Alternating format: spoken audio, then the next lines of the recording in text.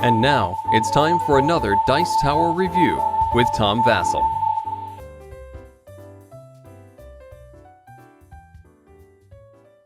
Today we're going to talk about Slide 5. Slide 5 is the newest version of an older game called Six Mint or Take 5 or such, but this is a nice new one. It comes in a tin, and this one is from Endless Games, and it comes with a bonus game, Cheater. Now let me show you what you should do. When you open up the game, you're going to find a deck of cards, and these cards are for Slide 5. Please take these carefully and put them aside. Then you'll find a pair of dice. These are used for the game Cheater. They're not used for Slide 5, but they're dice. And we all know at the Dice Tower that most dice are precious, so put these aside because you can use those for something. Then you'll take the Cheater cards that are in this game, and you are going to get rid of them because it's a worthless game. I wanted to flush it down the toilet, but my wife had none of that. You are not! So I put the game where it properly belonged.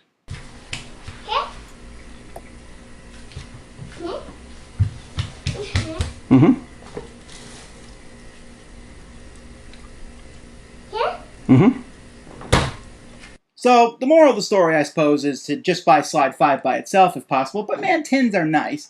But anyway, let's take a closer look at this game, a wonderful game which can take up to 10 people. I've never actually played it with 10 folk, but I played it with 8, and I can't imagine that 2 more players will make that much of a difference. So let's take a look at this game.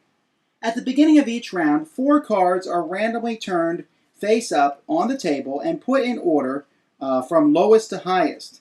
Now there's a pile of cards in the deck, 104, and what we're going to be doing is trying to get as few cards as possible. Each card is worth a certain amount of points. For example, the card 6 here has 1 skier on it, so he's worth 1 point. But the card that's 40 has 3 skiers on, so he's worth 3 points. Now the cards that are worth the most happen to be doubles, as you can see down here. The 22 is worth 5 points, and the most devastating card in the game would be the 55, because multiple by 5s are worth extra point, and so are doubles. 55 meets both those criteria. Now, at the beginning of each round, 10 cards are dealt to each player from the deck. Then, for 10 rounds, play is going to take place exactly the same way.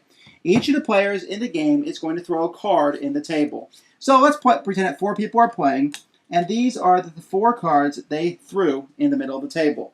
Let's take a closer look at them. First we have 9, 13, 25, and 43. We start with the lowest number first. 9 is going to be placed after the smallest number that it can be put at, or the closest number to it that goes underneath it, and that would be 2, so 9 goes after 2. Then 13, the same thing. 13 doesn't go after 15, but it goes after 9. 25 goes after all these numbers, but the one that's closest to it is 22, so it's placed there. And then 43 goes after the 25. Okay, so that's the first play of the game. Nothing's happened so far, so everyone plays another card. We have 33, 78, 82, and 8. Now, 8 is the first card that we look at, and 8 is smaller than any number on the table. So, 8 has to take one of these rows of cards. Now, the player who played it is probably going to take the one that's worth the fewest amount of points. So he'll take the 15 and put it face down on the table in front of him to count as points. The 8 then becomes the new row there. Then the 38, which comes after the 13. Then the 78, which comes after the 50. Then the 82, which comes after the 78. 4 more cards are played. 1, 2, 3, 4. The 41 has to go after the 38. I'm sorry, the 21 is played first. And that goes after the 8, the 41, and that goes after the 38, and then the 44 goes after the 43, and the 45 goes after the 44. Now things are starting to get a little hairy, so let's turn over 4 more cards. The lowest card that's been played is the 47. Now the 47 would go after the 45, but we're not allowed to have more than 5 cards in a row. This causes what's called an avalanche, and the person who played the 47 gets all 5 of these cards, which in this case is pretty bad. Look how many points they just got.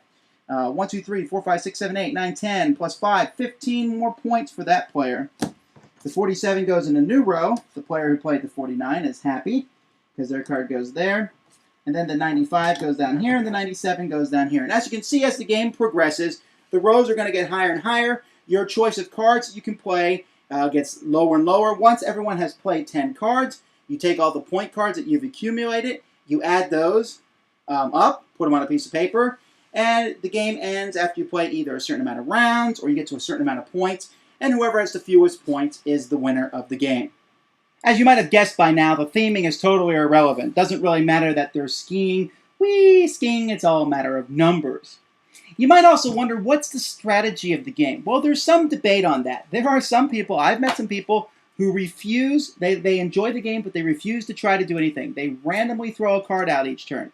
And they don't necessarily do that badly. I would submit that there's some strategy to the game, but these random players may have a point. There is some trying to outthink other players. Obviously, if there's 4 cards on a table and the last one's a 44, and you have a 45 in your hand, you probably shouldn't play that card. If you have the 47, you probably shouldn't play that card either. When I was playing there, I was playing random cards. But you never know what the next card on the table might be.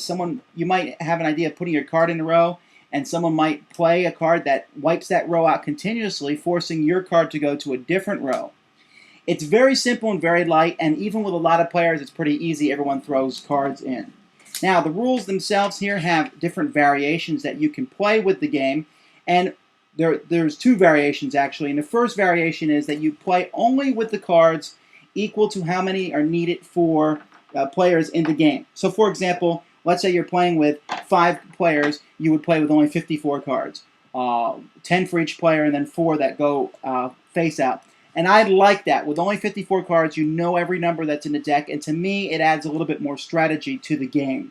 Another variant is where you put all the cards out and everyone drafts which cards they want. That is taking the game to a level it does not need. This is supposed to be a light, fun, fluffy game. Picking these cards, you're adding 10 minutes to every round. It's ridiculous. Don't try that way. But it's a fun, light game. It's one of those games that I try to take with me everywhere I go.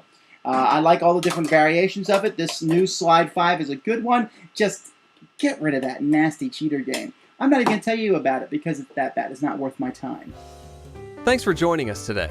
For more written, audio, and video reviews, as well as the #1 board game podcast, check out the website at www.thedicetower.com.